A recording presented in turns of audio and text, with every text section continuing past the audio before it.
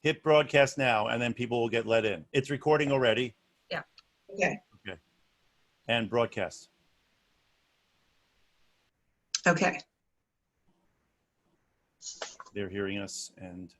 All right. Good morning. We apologize for the slight delay, but welcome to today's session on performing in a pandemic. My name is Annette Jimenez Gleason, and I'm a program officer with the Rochester Area Community Foundation. The foundation is a proud partner with the Rochester Fringe Festival to present this next chapter in our webinar series focused on COVID-19 and the arts. A special shout out today to members of the New Jersey Theater Alliance who are with us. Today's session will be led by Dr. Stuart Weiss, who is an internationally known expert in the fields of business continuity, disaster, and pandemic planning. He is the founder of Intelligent Crowd Solutions, a consulting company specializing in business continuity planning and crisis management for special events and event production clients. He serves on numerous COVID-19 task forces, looking at business reopening and reimagining, and is board certified in emergency medicine and pediatrics.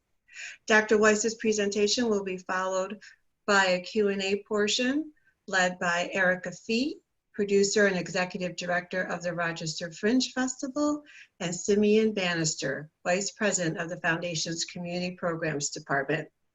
During today's session, you will be able to add your questions in the chat tool at any time. The webinar is being recorded and will be made available with closed captioning. And in attendance, we do have members of the media. With that, I turn it over to Dr. Weiss. Thank you so much for being with us today.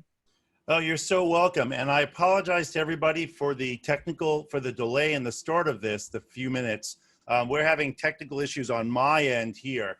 Doing everything remotely nowadays. I came into my office today and our entire computer system had blown up. So we put it all back together. I'm hoping, Annette, that this will work. Let me know if for some reason you're not hearing or seeing what I'd like you to see. So good morning, good afternoon, everybody. Welcome to the webinar. We have people from around the country and in other countries as well around the world. Today, I'm gonna spend a few minutes talking to you about the status of where we are, and then we're gonna talk about some safety precautions and the science behind it, and then we're gonna drop into a conversation back and forth about some of the questions. We got a whole series of questions from folks from around the country in the performing arts area, and we want to start talking about questions and answers. Now, let me just start by saying there is a lot that we still don't know, and that's the problem, is that we don't know everything yet, and there's a lot of science that we are still trying to figure out.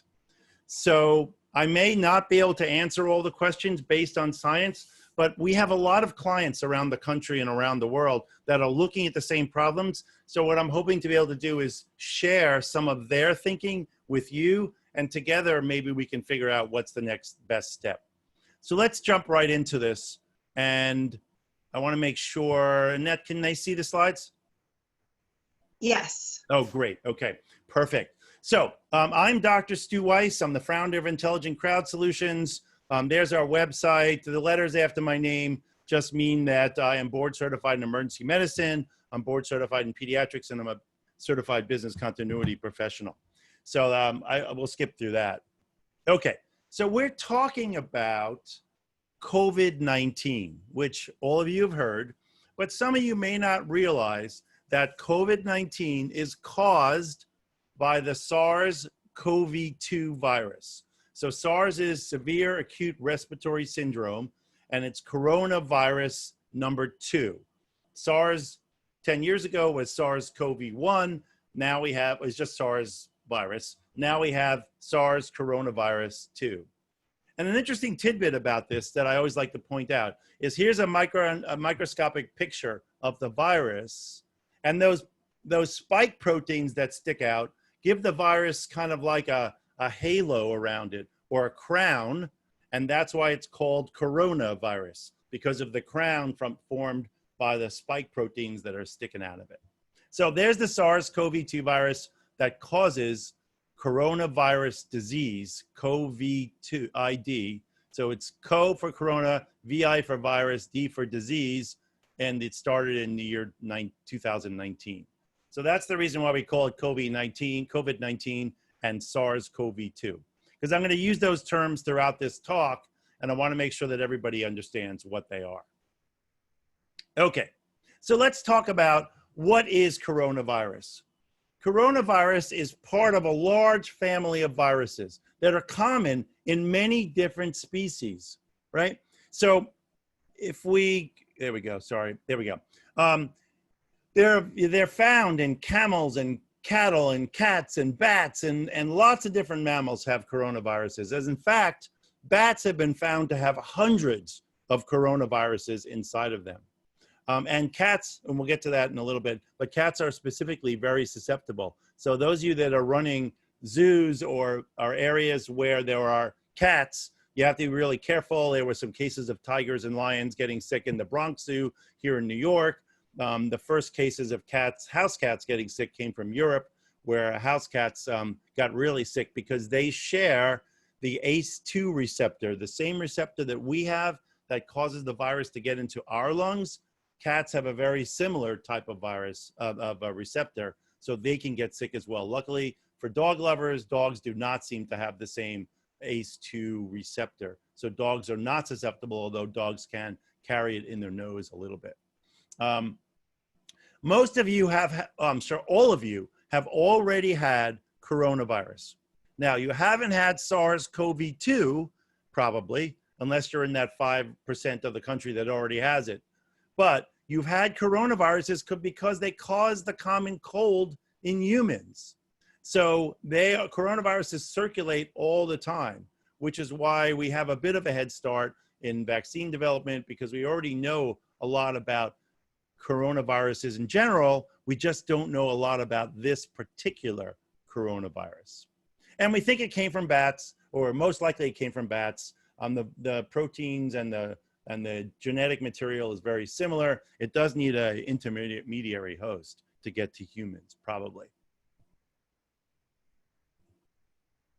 As I said, there are 7 types of coronaviruses. The 2 at the top, the 4 at the top, the 2 alphas and the 2 betas are the ones that circulate every year. And then we have the other 3 that came out more recently, the SARS-1, the MERS, which came out a couple of years ago in 2012, and then SARS-CoV-2 virus. Right? So what's our current threat? Now, you know, most of you should know this. Hopefully you haven't been in a cave somewhere the last 5 months and just coming out right now. However, there was, as you remember, 2019 December, it seems like much longer than that, but it was just December of last year, 6-7 months ago, there was a cluster of sick people in Wuhan in Hubei province that was detected in China.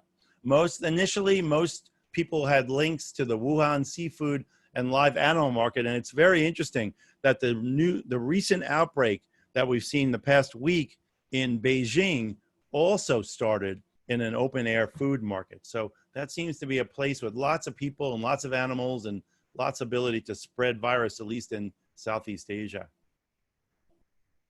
Right? A few weeks after that, in January, many people did not have a link to the animal market, and we found that we had person-to-person spread. And as I said, it probably came through from the bat, possibly into an intermediate host, which is the pangolin, or perhaps not. We're not quite clear, but a pangolin is a scaly anteater, but it was sold as for medicinal purposes and for other purposes in the market. So pangolin, maybe pangolin, we're not sure about that, but a lot of these viruses do require an intermediary host to jump to humans. So what do we know? We know that the incubation period can be up to 14 days. So that means that you could actually catch the virus, it could be growing in your body, and it could take up to 14 days for you to develop symptoms and be contagious. Most people get sick within 3 to 5 days, which is why there's some guidance that it talks in terms of that, but that the actual range tends to be 14 days with some real outliers going even a little bit longer, but 14 days is the number that we seem to talk about a lot. How does it spread? It spreads by a couple of different methods. And this is really important to remember because this has to do with the mitigation strategies that we talk about when we talk about how do we safely reopen. So it spreads between people that are closer than 6 feet due to droplets, and we'll talk about that in a little bit. So respiratory droplets is when a sick person sneezes or coughs or talks or yells or shouts or sings. They spread droplets. These are large particles, 100 microns. They settle to the ground pretty fast when they get to be that big, 20, 30, 40, 100 microns. They settle to the ground within about 6 feet. Then there's some increasing evidence that there are some people that spread this virus by respiratory aerosols, which are, and all these are aerosols, but aerosol particles are typically thought to be much smaller. So for those of you that know the science part of this, 0.5 to about 5 microns. And those size particles can go in and out of our lungs easily and can float in the air for really long periods of time, hours sometimes, right? And then the third way, which we think we're learning is a little less important, but still important, is through touching something contaminated and then touching your face. That seems to be a little less important in terms of how things spread. And what we are learning is there are asymptomatic or not yet symptomatic spreaders. You can actually spread it 2 days prior to symptoms, and you seem to be really infectious, spreading it sort of right in that time period, right before you start getting symptoms. So it's a little crafty virus in that it wants to spread itself even before the host gets sick, which makes it hard because previous coronaviruses that contain SARS and MERS, you actually had to have symptoms before you started spreading it. But this particular virus seems to spread before you can develop symptoms.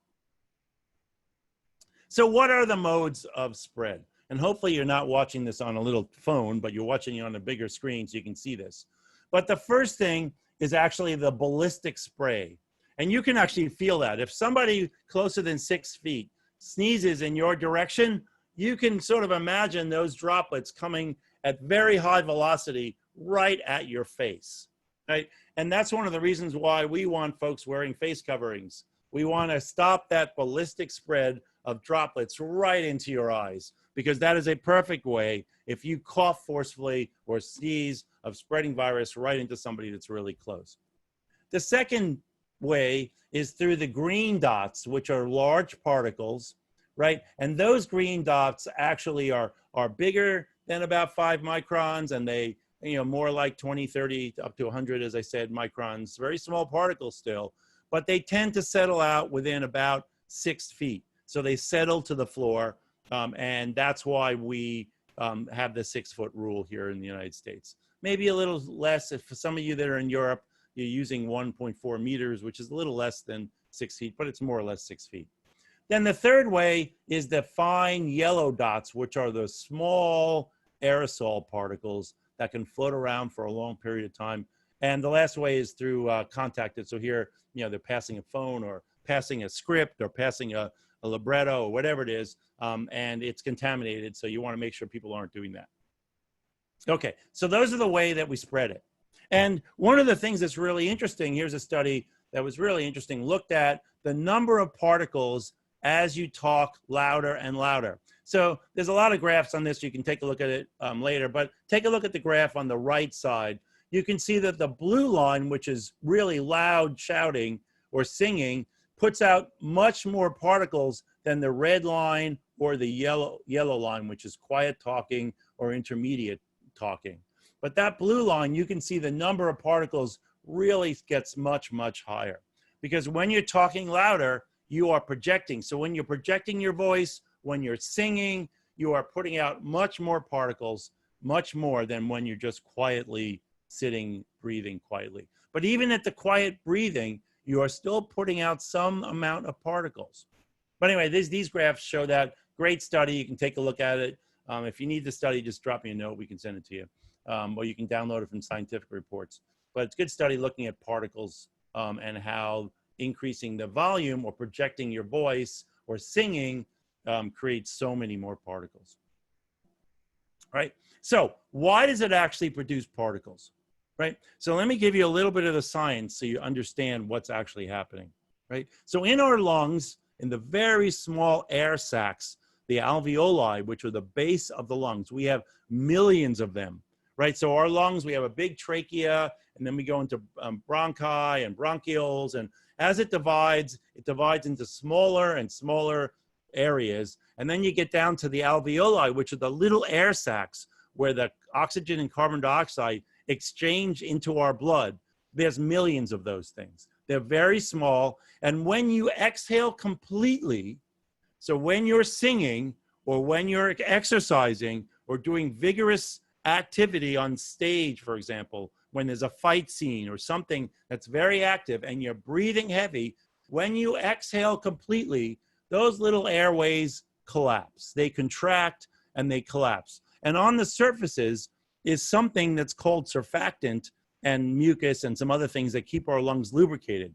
So when the walls of the air sacs and little tubes close, and then when you take a deep breath, they open, it's like forming a film over something. Imagine if you were to take a rubber band with some bubble solution, and then you stretch the rubber band slowly, you have that solution that still forms the beginnings of a bubble across the rubber band, right? So as you start to expand those little air sacs, you form a film of surfactant and mucus across, and then as you expand it more, eventually that bubble breaks and you get a little particle.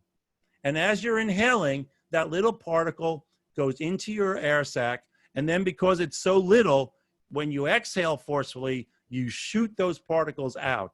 And those little particles, because the SARS coronavirus is so small, those little particles can actually have hundreds or thousands of virus particles in them. So when you're breathing heavily and your lungs are opening and closing and opening and closing, you are forming many more of those little particles and you're putting them out. And that's the reason why when you're shouting or singing or projecting your voice or doing athletics, you're putting out many more particles. And what evidence do we have that aerosols actually seem to make a difference? A good article out of China talking about the spread in a restaurant. So let's take a look at a poorly ventilated restaurant where people were talking loudly. They were trying to get over the hum of a pretty full restaurant. They were eating, they had no masks on. And in this particular restaurant, let's switch to a slide you can actually see. I'm going to zoom in on the restaurant.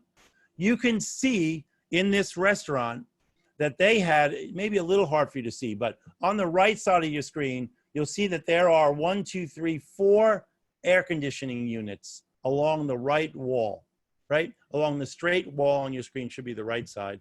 That wall of the restaurant next to table 17, T8, T17, T16, and table T13, you'll see that there are air conditioning units, right? And in this restaurant, you can also see that there are exhaust fans around that were supposed to be on, but they were off. So you have a big box that's a restaurant with air conditioning units that are recycling the air and blowing the air across the restaurant from right to left. So it's kind of a perfect setup for a little experiment. So then what you do is you take an infected patient and you put them at table TB, B like in Bravo. So in the back left corner, table TB, table TA, index patient A1, right? You put the patient there and they're sick.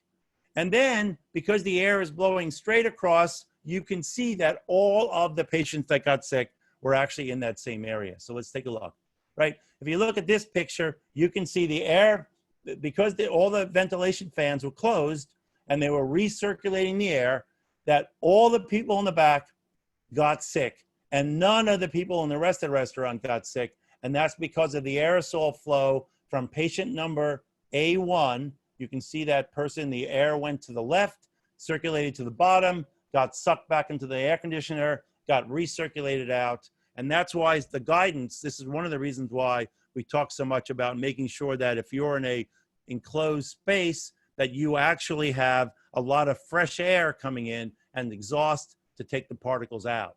And we'll talk a little bit more about that as we go along here. But anyway, this is a great study. of what happens in a small enclosed space. But all those people in the back part in the blue section got sick, and none of the people outside of that area. And the way that it circulated, larger particles would have settled to the floor, whereas small aerosol particles would have floated. So there's lots of discussion that's it looks like aerosols at least play some role in the spread of this virus. There's been studies in hospitals that look at aerosols, that particles spread in ICUs, and it looks like there's some particles that float in the air. So this brings us to choirs, because there was actually a lot of questions submitted about choirs. And choirs, so indoor choir practice is actually another perfect experiment to see whether or not aerosols spread. And this is really early in Sauget County, Washington, back from March. So if we take a look at this, you can see there was a 2.5-hour choir practice. They had a large group in one big room, and then they broke into smaller groups. Then they came back together as the large group. They had 6 rows of 20 chairs each. Each chair was about 6 to 10 inches apart. Of the 61 members that attended, 52 of them, about 85%, got sick, and 3 of them ended up being hospitalized, and 2 of those people actually died. So another good example of aerosols, people were filling up that closed space with respiratory particles. These particles were floating around, and as we're going to talk about, getting sick has to do with how many particles you get into your body. The way you get particles into your body is by the density of particles in the air, how many are in the air, and how long do you breathe them in. And we don't know what the actual infectious dose is for SARS-CoV-2, but you have to get a certain number of particles in your body for you to get sick. And these people exceeded that number because it was a relatively small practice place. They were singing, so they're putting out a maximal amount of particles. They're indoors, not great ventilation, packed together, perfect way to spread virus. Great study, is a great article, and I recommend for those of you that have an orchestra to take a look, go search under COVID-19, Wired. Wired magazine did a really good article on orchestras, right? And they pointed, it's got great references in it, so go pull this article up.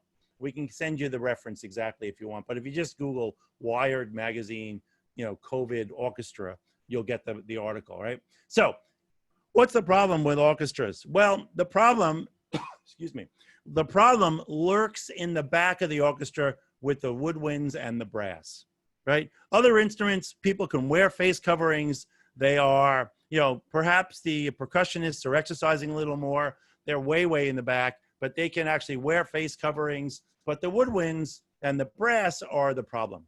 So there's very limited data on this. However, there was one study where they studied vuvuzelas. Now, you may remember what a vuvuzela is, but if you think back to the World Cup, there was lots of people blowing these long plastic tube things. So there was actually a study, and we can pull this study up for you as well, published in PLOS One, that talked about the propagation of respiratory aerosols or respiratory particles by vuvuzelas. And they actually found that a vuvuzela is actually a perfect device for shooting at high speed an enormous amount of particles because it's a straight shot. It's a very narrow tube that goes for a long distance. People are taking really deep breaths and blowing as hard as they can to make a really loud noise, and they're shooting out 178 times more particles than people that were shouting. In this paper, in the experiment, they had people stand in front of a laser counter, and they had people shout as loud as they could, and then they had the same people blow a vuvuzela, and they found it was 178 times more particles in blowing a vuvuzela. So how does that apply to orchestras? Well, most instruments are not straight shots, but flutes are, and sometimes, and oboes and clarinets perhaps. Brass are less so.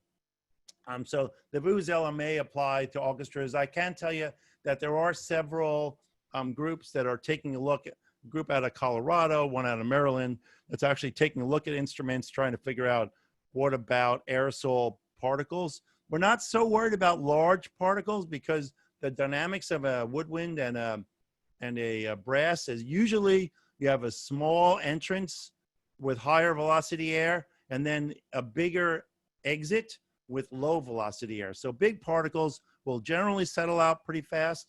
And also there's moisture in there in the instrument that settles out particles, but it's the aerosols, the small little ones between 0.5 and 5 microns that we really worry about. Okay. So we worry about large particles and not so much large particles and aerosols. And again, this is a great article.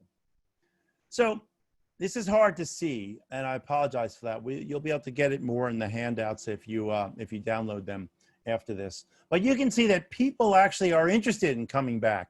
So on this chart, the 50% is people that are, well, I might come back, I might not come back. People higher than 50% said, I would definitely come to see these things if we had, once COVID-19 is relaxed, precautions are relaxed, I would definitely come to these things. And if you take a look, you'll see that they'll go to public parks and zoos, and some of them will go to museums. They want to come to sports arenas, a little less coming to community swimming pools and concert halls and movie theaters where people perceive them to be closed spaces. But people, in the most part, are wanting to come back to these activities. And if you take a look at what they want us to do, you can see that they're much more comfortable if we're outside, if we have hand sanitizers, there's not a lot of lines to wait on, there's good social distancing. Some of them wanted fever scanning and cleaning, but that's really down at the lower bottom of this. This is a great, there's a company called Impacts that's actually been following this for months. And on the bottom is the website that you can download this same graph and take a look. They do another survey every couple of weeks following the trends in cultural things. Okay, so let's spend the last couple of minutes before we get into a general discussion talking about the safety precautions. And let me just grab a quick drink of water. Excuse me. Okay, so when you start thinking about opening your facility, one of the things that you have to do is a risk assessment. You need to look at the risk.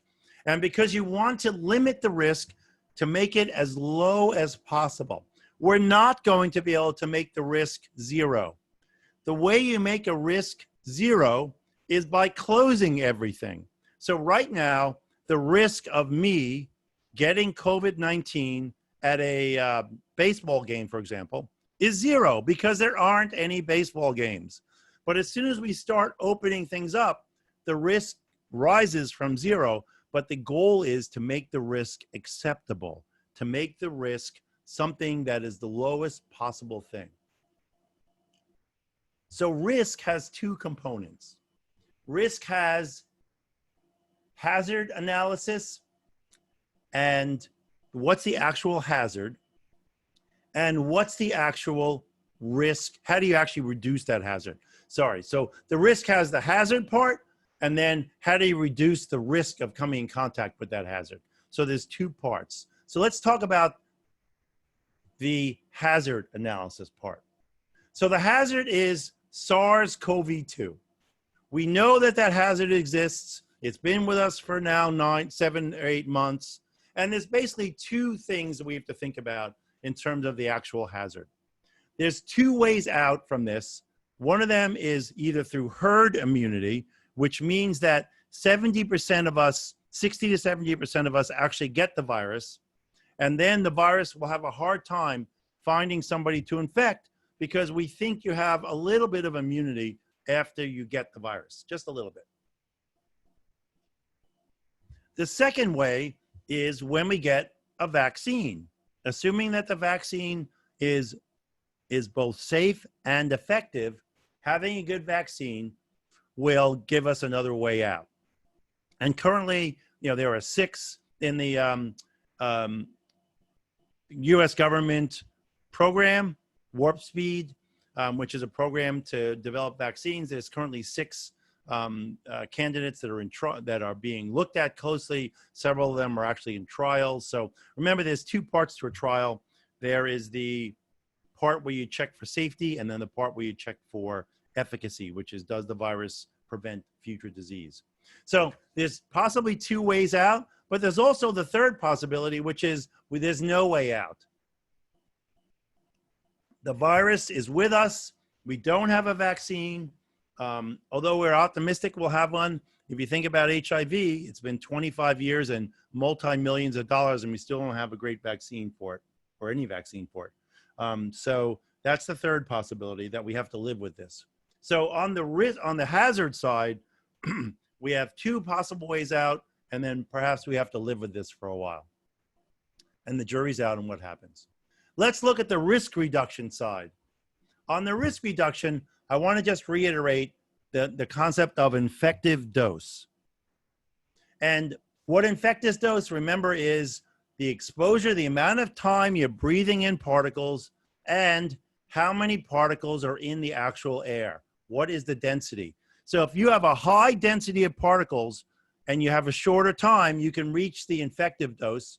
Or if you have a low particle density, but you spend a really long time there, again, you can reach the infective dose. So let's just make this up. If there's 100 particles is an infective dose, you can get there. If it's 1 minute breathing 100 particles, you get there. Or if there's only 20 particles that you're breathing per minute, then it takes you 5 minutes. But as soon as you get to 100 particles, or whatever the infective dose is, you get sick. So just remember that, because we want to reduce the time and we want to reduce the particle density. That's the way you do risk reduction. So what do you need to look at as you try to reduce the risk to as low as possible? And we're going to go through this relatively quickly. If you have questions about it, you please, because I want to make sure we have time for questions. We started a little bit late and I'm running a few minutes over. So you need to, when you're starting to think about how to reopen your venue or your entity, there is the legal standard of prudent layperson, which means that you need to do all the things to reduce risk that a smart, prudent, normal thinking layperson would expect you to do.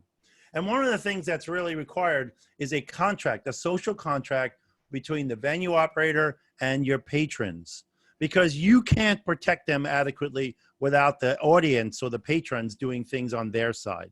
So that involves pre-event communication. And there's a whole talk that we do about the digital journey that people go through on their way to special events. But part of that early communication has to be what the audience will expect when they arrive and what we expect them to do, like wear a face covering, for example, or socially distant or something like that. Or we're not having an intermission, which we'll talk about in just a moment. So you need to think about their journey and their digital journey. And then there are administrative and engineering controls that you want to put into place. And we don't have time to get into this deeply today, and maybe we'll do with some questions. But it involves reducing contact with the hazard. So you want to reduce cleaning. You want to actually reduce contact with infected surfaces by increasing cleaning. So you prevent touching something and putting it into your face. And then you want to think about, so that's all these things, rethinking intermissions, because that puts people close together and they're touching high touch surfaces at a bar or a food establishment. You want to think about your food and beverage. Again, you want to reduce contact with the virus. Right? Social distancing reduces the contact you have, the density of virus in the air, and how much you breathe into your body.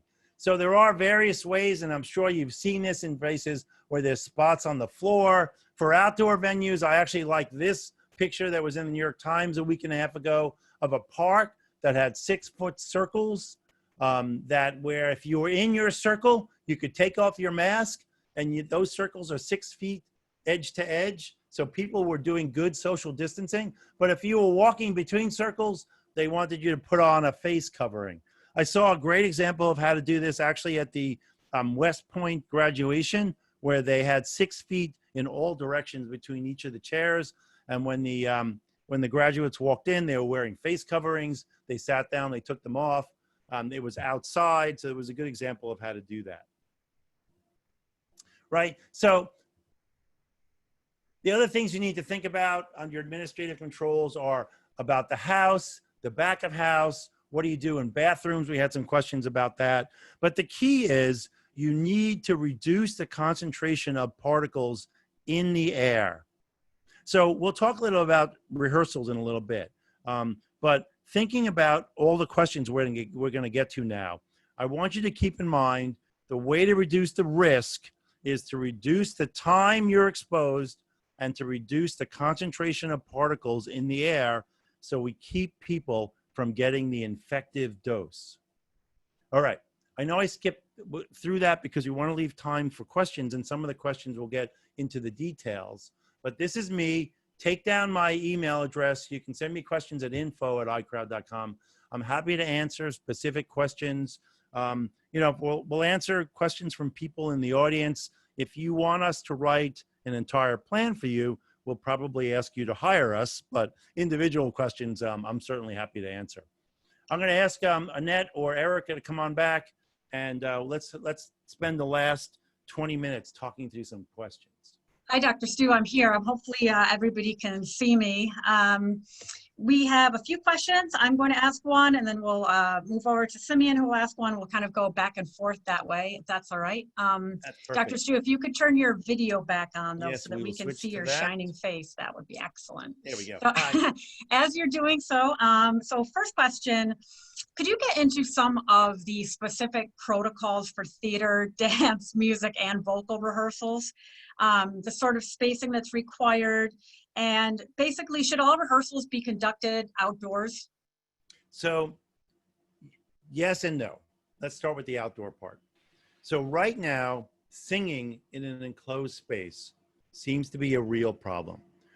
Unless you have 6 to 12 air exchanges at least, so that's a lot of ventilation, which would blow people around. If you have like big whooshes of air to make an outdoor kind of environment, then you could probably practice inside. Or if you're in a huge hall with a really small amount of people, that's a way you could practice. But if you have a large choir or a big bunch of actors, most rehearsals should be outside. That would make it much safer. And it's getting to be warmer weather, so if it's not too hot, you can put up a tent without sidewalls to create some shade, but I would really recommend outdoor rehearsals. If you're going to practice indoors, you want to use the figure of 36, and this again is not science yet, but basically 36 square feet per person, 6 feet in all directions. So if you keep the density down to 36 square feet per person, and you have a really tall ceiling in a big space with good ventilation, lots of outside air coming in, then you could move some rehearsals to inside. Some of the guidance I've seen recently is have a 15-minute rehearsal and then stop, let the place completely air out, and then come back and do another 15-minute. Because again, we want to reduce the quantity of particles, and we want to reduce the time that actors or the other folks are in contact with those particles. So again, try and do rehearsals outside, and then if you need to do inside, you want to make sure that the rehearsals are time limited and that you have big quantities of air so that the density of particles doesn't get very high and you have good ventilation. Lots of windows open, or HVAC system, a heating, ventilation, air conditioning system that has lots of outside air coming in. A lot of the systems recirculate air because they want to save money, and you want to talk to the people in the venue and make sure that they open up the louvers and let in lots of fresh air. Quick question, Dr. Stu, that was in the chat in regards to that first question that you just answered. If they are rehearsing at the 6-foot distance and the 36 square feet of space, should they all wear masks? Yes. Again, the face, and I like to make a differentiation between masks and face covering. So face coverings prevent particles from coming out. Actually reduce particles. Particles still come out but they're lower amounts. Remember that face coverings are not meant to protect you from breathing particles in. So you need to have everybody wearing a face cover, and that will actually, a cloth face covering, that will actually lower the particle density in the air. So if in fact you are doing 6-foot distancing and you have a big space with lots of air movement and ventilation, and you put face coverings, you will lower the risk down to a point where it should become acceptable. Now the difference is if you have people that are singing, because singing, the particles come right out from the side of the cloth covering or mask. If you have people doing athletic things like dancing, that's a problem as well. Or if you have people doing close, intimate scenes, that also becomes a problem. On that same line of questions, Dr. Stu, can you talk a little bit about any issues for safety, folks that have asthma, other health issues, vigorous exercise, and wearing a face covering? Are there any concerns that folks should have? Yeah, it's a great question. Thanks, whoever submitted that. So here's the issue with face coverings. They increase the work of breathing. That is clear. So what I would want people to try and do is take it outside, go outside, put on a face covering, and then walk around vigorously or do some of the activities you're planning on doing with the face covering on and see how that affects your breathing. Some folks tolerate it pretty well, but there are some folks that have a real problem because it does increase the work of breathing. And therefore, if you have a underlying respiratory problem already, this could make it worse. And then you're not a person that can be working with a face covering on for long periods of time. So they need to try it in a safe environment and take it off if you're having significant problems breathing.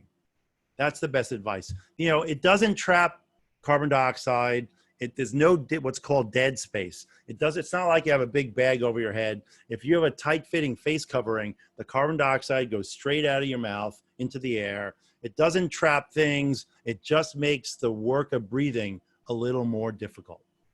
Great. Okay, another question from the group. Can you give info on the feasibility of back-to-back performances in the same interior venue on the same day? Do you need to take cleaning protocols between shows? And does the virus need to settle out of the air in between performances? How feasible are back-to-back performances on the same day in the same exact space? So that's a great question. So there's two factors you have to think about with back-to-back performances. So the first factor is contaminated surfaces. So you have to make sure that you clean all the surfaces that audience has sat in. If it's the same cast, it's a little, you want to make sure you clean those surfaces as well, regardless. So you have to clean the physical environment. The second part is the particles, the aerosol particles. They can float in the air for hours. So what you need to do if you're going to have back-to-back is you need to actually make sure that not only do you clean the environment, but you need to wait. And the latest guidance I saw was 24 hours. That's what they're saying in some of the government guidance now, is you have to wait 24 hours for particles to settle. I have seen studies where particle aerosols are still in the air up to about 3 hours. So if you were to double that for safety's sake, if you were to wait 6 hours and had a very active air exchange with doors and windows open and big fans blowing the air and then on one side and sucking the air on the other side, and you could move all the air and calculate what an air exchange, if you could do a complete air exchange and clean the venue, then I think after 6 hours, it's probably okay to do another performance. Dr. Stu, one of the paradoxes of this disease is that it's, as you said earlier, you can transmit it while you're asymptomatic. In light of that, are temperature checks still relevant, and are there other precautions that need to be taken? So, great question. So temperature checks are part of the pre-entrance screening. It's not the be-all and end-all. So I'd like to always remind people that you don't want to just do temperature checks. Temperature check is part of the questionnaire that you should be doing and also checking their body temperature. Remember that somewhere between 50 and 80% of the people that get sick actually have a fever, but you spread virus, seems like you can spread virus maximally right before you get sick. So we're not picking up everybody, but it's part of the question part, which is 2 questions you need to ask.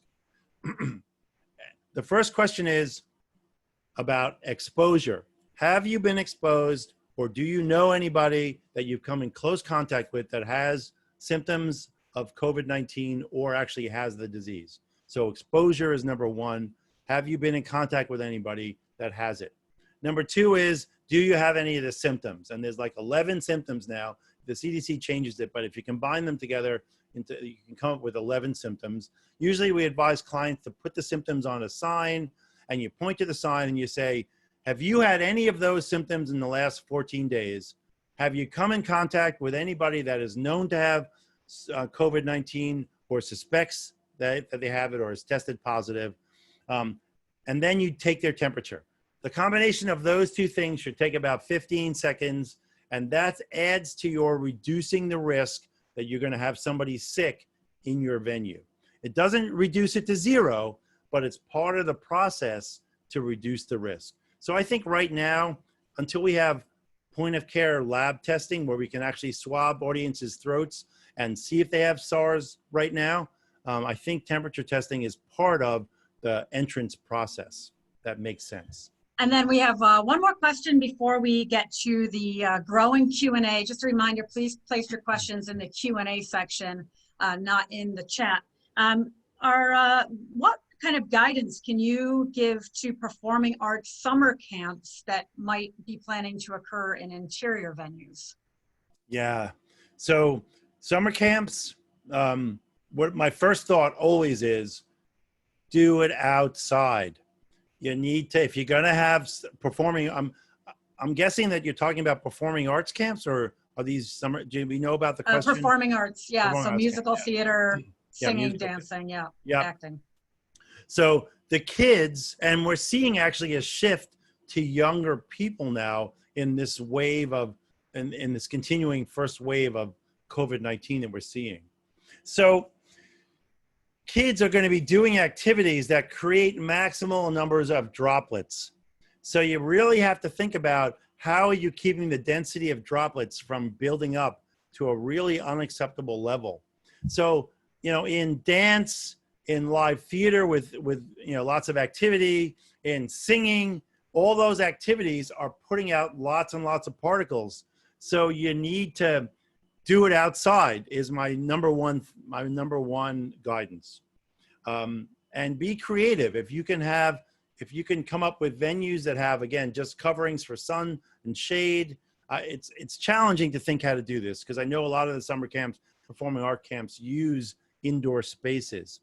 If you're doing indoor spaces, you want to make sure that they are well ventilated, that you maintain at least the density of no more than 1 person per every 36 square feet, that you actually have lots of air exchanges, and that you do a 15-minute rehearsal, and then they go outside and the air gets exchanged. The same thing we already talked about, because you don't want the kids bringing this home to their parents, and especially their grandparents, because you'll end up with a summer camp that becomes a super spreading type of environment, and that would not be good for anybody. So not a lot of good guidance there, and I'm sorry, there's not a lot of science on this yet, but the key is to try and do those higher risk activities outside. If you're doing one-on-one coaching, again, if acting, everyone should be wearing face masks, but face coverings. If you're doing one-on-one where they can't wear a face, then at least the coach should be wearing a face, a face covering, lots of ventilation, you know, in that space. But it's better if both of them are wearing face coverings if you're doing one-on-one coaching indoors. But do not do it in a soundproof room that has not good ventilation, because that's a perfect setup for catching COVID-19. Great, thank you. A couple of questions came in about using UV light.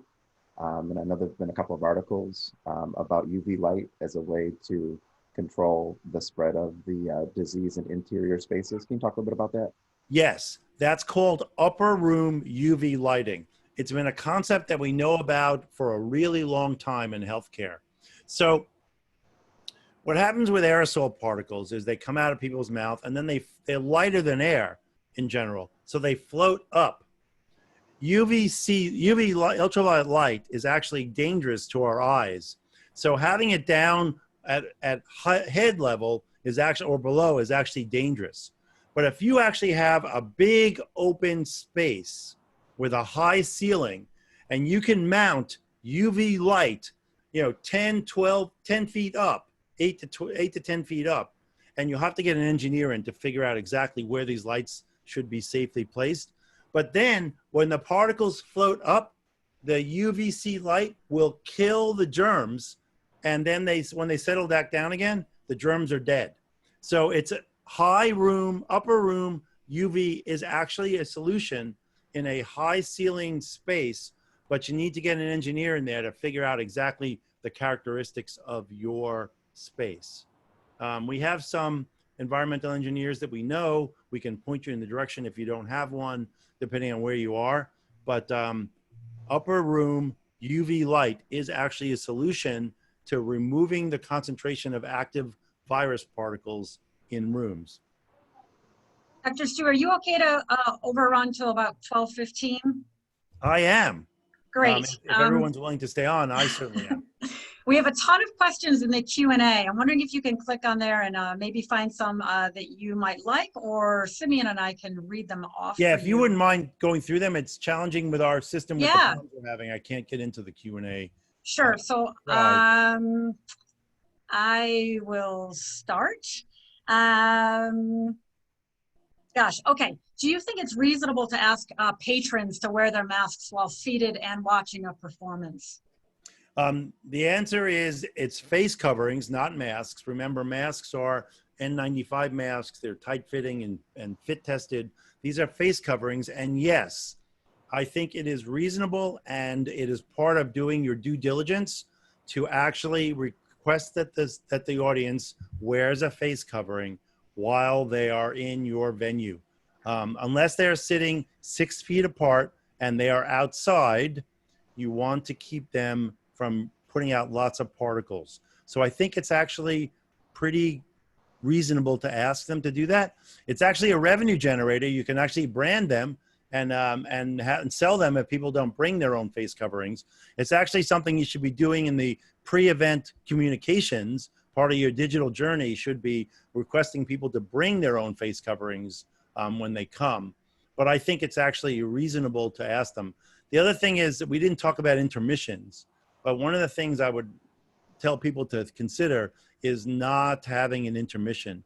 And I know that's hard for some venues because they make a considerable amount of revenue on food and beverage during intermissions. But the problem is, unless you can do it outside and have social distancing, people will take off their face coverings while they're eating and drinking. So it increases the risk. Dr. Stu, a number of questions came in about whether face shields are a sufficient substitute for face masks. Can you just talk about face shields and whether they have efficacy?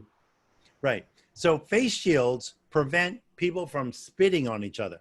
So if you're doing something loud and you're talking at somebody, that prevents the actual spittle from coming out of your mouth and going into somebody's eyes. What it does not do is anything to do with aerosol particles or the smaller respiratory particles, because they will come out of your mouth, go underneath the bottom of the shield, and go right out to the environment. So what we recommend is face shields plus face covering, not in place of. Unless you have a face shield that has a cloth that goes all the way down and tucks into your costume or your shirt, then you have the same thing as a enclosed face covering. But what I see people doing is having a face shield with an open bottom, and then the particles just come right out. So you're not doing anything. Thank you. There's a question about back-to-back dance classes. You had answered whether back-to-back performances in the same venue was feasible, and you'd said that it's probably not a great idea because you need 6 hours minimum for the virus to settle out of the air. Does that also apply for dance classes? So dance classes with a smaller, again, with the 36 square feet per person indoors, what the latest guidance I've seen, and this is more for rehearsals for movies, but they did some really good research. The Directors Guild and SAG-AFTRA did some really, there's a really great document. If you want to download that, you can take a look at it. But they recommend rehearsals, and I agree with them. So 15-minute rehearsal, then you open all the doors and windows, clean the stage, and air out the place completely for, I don't know how long, it depends on what type of air ventilation system you have. So make sure you have an air exchange. You clean out the air completely with fans, then you come back in and you can rehearse some more. So you want to limit the amount of time you're in the space, and you want to reduce the amount of particles.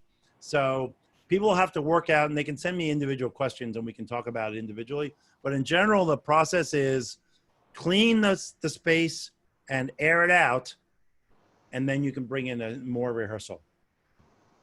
One question that came in, pretty critical one for some of the interior performances. I'm sorry, Simeon, can you speak louder? A little Yeah, louder. sorry about that. One of the questions that came in is about managing the entrance and exit process. So assuming that you can get people to distance while they're in the venue, high density situation when people are coming in and leaving, how should folks manage entrance? Yeah, it's a great question. Great question. So that's, again, part of the pre-event communications. So what we're seeing different clients do, and what seems to be the most successful, at least in the planning stage yet, is to give people arrival times, if you can do that. So if you have a big parking lot, what people have been doing, some people have been doing, is texting folks when it's their time to come in. So you give them a time that they're supposed to show up, and then you text the person during that time and say, come on in now, there's no line. What you want to avoid is a pinch point and a line, because you don't want people to get all nervous that they're standing too close together and going through a narrow doorway. So having times, and you can make the times short, like, you know, you have a minute or two to come on in. We're going to text you. We're going to tell you to get out of your car. If they're coming by other means, like here in a dense city, again, giving them times to report. And it's a balancing act, because the people that come early are going to be sitting inside of a venue longer.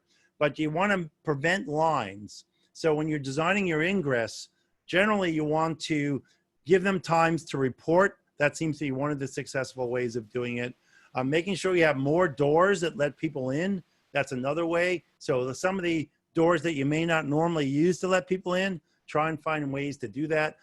Look at the pinch points. So if you have a slow bag check inside or a slow coat check or something, you want to get rid of those pinch points by doing, perhaps doing bag check on the way out with stickers. You can put a, like, checked on the outside of it already, or something that does it in advance. So you need to walk through the journey that your audience will go through and take a look at it from the standpoint of, how do I reduce pinch points and prevent crowds from forming here, or lines?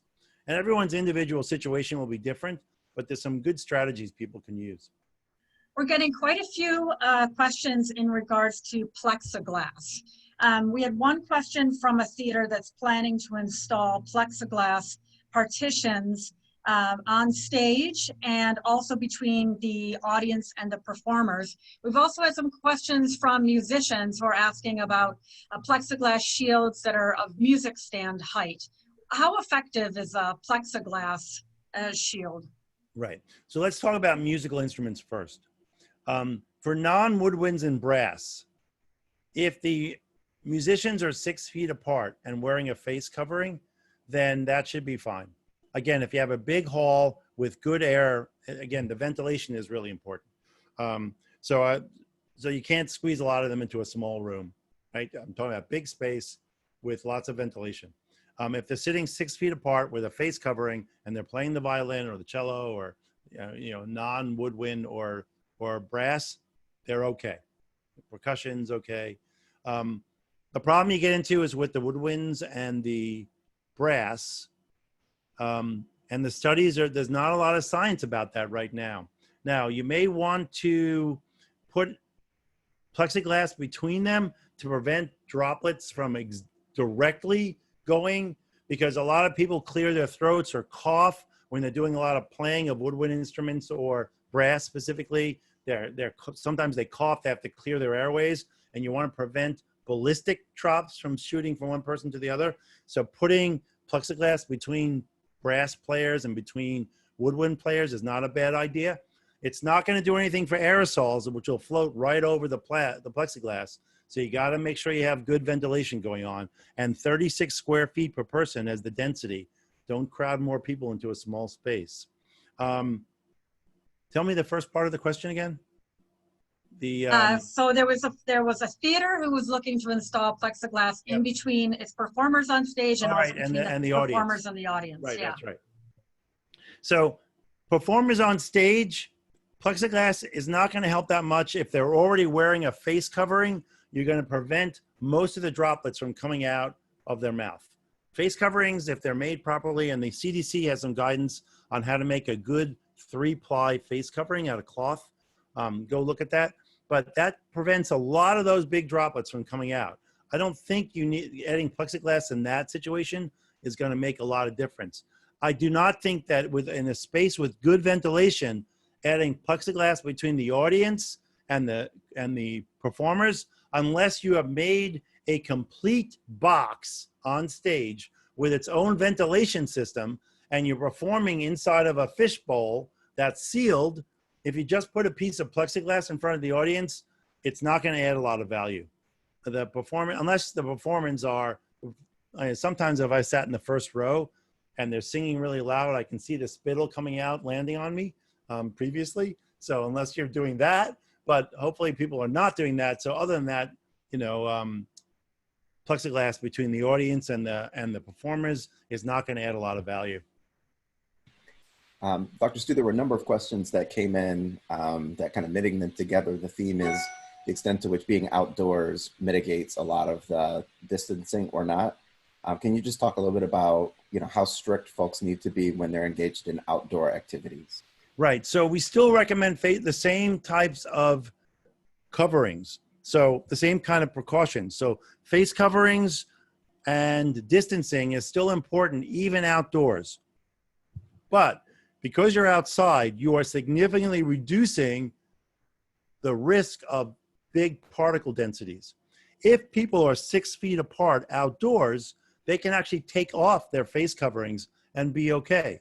Because generally right now, in an outdoor space with 6 feet of separation, you don't need to wear a face covering. If you get less than 6 feet, even outdoors, you need to wear a face covering. But the guidance right now is in an outdoor space, because it's so much air volume, if you're 6 feet apart, you can actually take off your face covering and be relatively safe. Now, having said that, if they're doing high risk activities like singing, I would want to give them a little more space. I would probably go to 10 feet. And this is just me saying it. I would go to 10 feet if I was really worried about folks singing, and 10 feet in all directions, especially in the direction that the particles are going. So it's not just side to side, but it's front to back also. I would probably increase that if they're doing really high risk things. But 6 feet outdoors without face covering is actually okay if they're just talking or rehearsing. Two questions that are kind of related and that you've talked about in your weekly webinars before. And just so you all know, in the chat, I've cut and pasted a link to Dr. Stu's daily newsletter. And he also does a weekly webinar that I personally find helpful on Fridays at noon. It's free and it's quite settling. So a question about the cumulative nature of the virus in the air. You had indicated before in your weekly webinar that it's less contagious than measles. We don't know how many particles yet are needed for infection, but can you just clarify, is it cumulative? So does it add up over time? And also, as an effect of that, what sort of protocols are you seeing for bathrooms? Right. Okay, great questions. So just my weekly webinar, it's actually not even a webinar, it's the weekly Friday wrap-up chat. And basically what I do on Fridays, for 20 minutes, is short and sweet. I go into questions that people have sent me or relevant topics that are important in the news, and we just have a conversation for 20 minutes. It's a way to end the week, just wrapping it up. So, the more people, the merrier. It's quick, it's 20 minutes at noon on Eastern every Friday. Particles, you know, we don't know the number of particles yet. We know that it's more than one, because with measles, for example, we think if you get one measles particle, you get sick, right? Measles is really, really contagious. And there's other ones that are like that, that are, chickenpox are pretty contagious. There's a couple things that are. We know that COVID-19, you have to get a certain number of particles. It doesn't, as I said before, it's a combination of time and density. So if, let's just pick the number 100. There's many ways to get to 100 particles. As you get 100 particles in your body, it overwhelms your immune system and you get sick. So if it's a low density and you're there for hours and hours, you'll breathe in the required number of particles to overwhelm your immune system and get sick. If you're breathing in somebody who just sneezed and there's 10 million particles per square meter of air, and you walk into that and take one breath, you're going to get more than 100 particles and you're going to get sick. So that's why we want to reduce the time and reduce the density to reduce the number of particles, right? And then there was a second part of the question. Sorry. It was the bathroom issue. And you've also talked about how porta potties should be our friends too. Bathrooms. Great question. So here's the news with bathrooms. Although they're less wonderful, porta potties are actually safer from several standpoints. And here's the reason.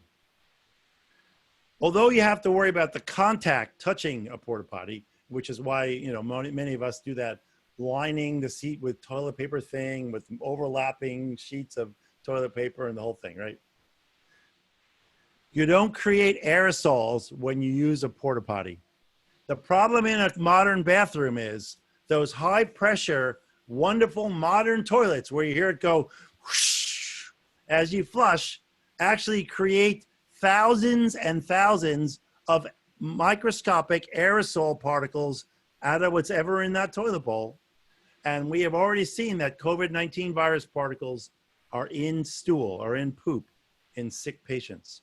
So you are putting, so for God's sakes, if you're in a place that has a toilet seat cover, put down the toilet seat cover before you flush the toilet. The other thing that's really high risk in those bathrooms is the modern jet air blowers for your hands. You know those fancy things you put underneath and it blows like an airplane engine? Well, that has been shown to spread multitudes of particles around the bathroom. So what we are recommending is paper towels and turn off those jet hair blowers, hand blowers. Turn them off, put out paper towels, much safer. So if I had a modern bathroom now and a porta-john, I used to always go for the modern bathroom, but now I'd probably go for the porta-john, making sure I washed my hands carefully after I used it and lining it with all the toilet paper thing. Dr. Stu will end with the unfair question of the day. Oh, no. One of the questions that came in, do you have any prediction when in the future we might be able to go to something that resembled normal, just in light of the current science, in light of what's progress is being made on vaccines? Is there any sense 2021, 2022, perhaps beyond, given the three options you gave us earlier? Yeah.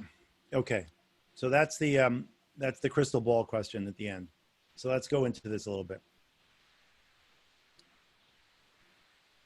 Here in the United States, and for those of you that are in other countries, this may not apply, but here in the United States, we are not, as a society, doing a very good job of containing the virus.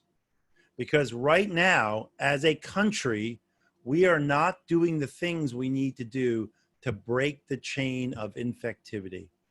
So if you look at Iceland, for example, or Australia and New Zealand, they are back to full restaurants and performances and the whole thing, because they have had no cases for a long time, especially in Iceland, and because they are doing vigorous contact tracing and vigorous isolation and quarantine. We are not doing that consistently across our country. So if we decide to do something different, we could actually start attacking the hazard side of the problem, and that would get us to this solution faster. But let's assume that we continue doing what we are currently doing, and we see, well, we used to see 20,000 new cases a day, and now we're actually seeing 30,000 cases a day, not due to increased testing. We are going in the wrong direction. So we are going to probably see a continued first wave without any decrease over the summer. And then we're going to go into the fall, and then we're going to add seasonal influenza on top of it. And we're going to have some issues in the fall. I think the break will come when and if we develop a vaccine, which should be, if we get good data, in the first quarter, hopefully, of 2021. So again, crystal ball reading is always very hard to do. But if we have good vaccine data, and remember, we have to do the safety side of the vaccine trials to make sure injecting things into people are not dangerous. We have experience having developed vaccines in the past that actually turned out to be dangerous. And they had to be withdrawn. Like, for example, the SARS virus 10 years ago, they had a vaccine that actually, when you got the vaccine and you got SARS, you actually had a worse reaction because it revved up your immune system so much that it attacked people's bodies. So we have to make sure the vaccine is safe, and then we have to make sure that it actually prevents people from getting disease. So it has to be safe and efficacious, and that takes months to do with thousands of volunteers. So I think the first quarter of 2021 is the earliest we could have a full vaccine if we keep doing the same thing that we're doing now from a public health perspective. If we change our mind about that and we do contact tracing and some of the other public health things that we should be doing across the country, then maybe earlier, but I'm not seeing that happen right now. So I'm thinking the first half of 2021 at a minimum. All right. Thank you so much. Thank you for all of us who stayed with us. Thank you, Dr. Weiss, for providing so much valuable information on such a big array of questions.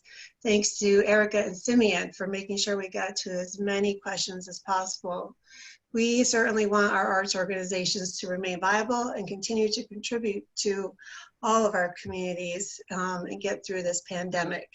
I just want to note again that we will be posting the recording.